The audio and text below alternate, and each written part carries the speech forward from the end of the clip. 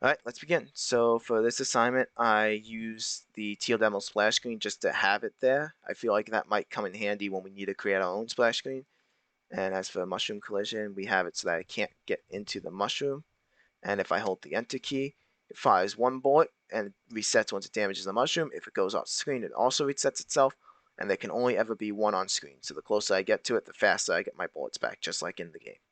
Alright, as for how I did this, first things first, we create stuff similar to how the teal demo ship was created, but because our blaster sprite is the entire image, we just set the animation to be a 1x1, so it uses the entire image for the initial frame.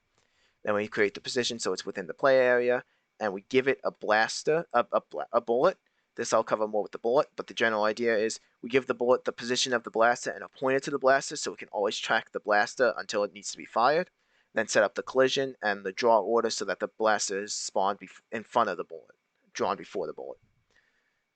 As for the movement, we got the keybinds plus some booleans to make sure that a mushroom's not in the way. If a mushroom's not in the way, then we do a position offset, and then we clamp it to make sure they stay within the play space, and then update our position. For firing, I used isKeyPressed as opposed to the key press function. This is because the key press function only triggers the first time a key is held. So if I hold down the enter key, it will only activate once and will not activate again until I let go of the enter key and hit it again. And once we're at the end of the update, I reset the mushroom checks because if the player is still colliding with the mushroom, it will immediately set back to true. So we get mushroom collision. When we collide with a mushroom, we get the position of the mushroom to make sure that the player can or can't move within that way, and then set the booleans appropriately. We have some getters that I use with the bullet that I'll mention briefly. Um, the reload bullet script is used by the bullet once it needs to be destroyed.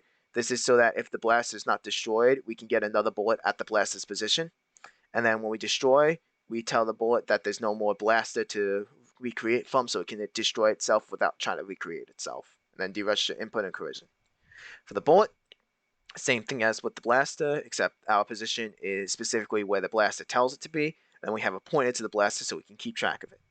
If the blaster is firing, so if the attack variable is set to true, then we will just shoot the bullet upwards until it either goes off screen or if it collides with a mushroom. In either case, it's marked for destroy to be recreated. If it collides with a mushroom, then it damages it.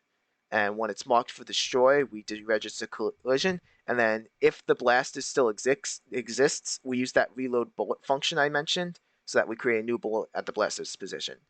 If we are not firing, then it just gets the position of the blaster with an offset so that it looks like it's at the center front of the blaster. For the mushrooms, we have a mushroom with 4 lives and 4 different frames of animation. When it's damaged, we decrease the life counter and update the frame to be the new damage state. When lives are 0, we destroy it. For the grid, we have a grid divvied up by 32 rows and 30 columns based on the X and Y size of the screen. And that's it.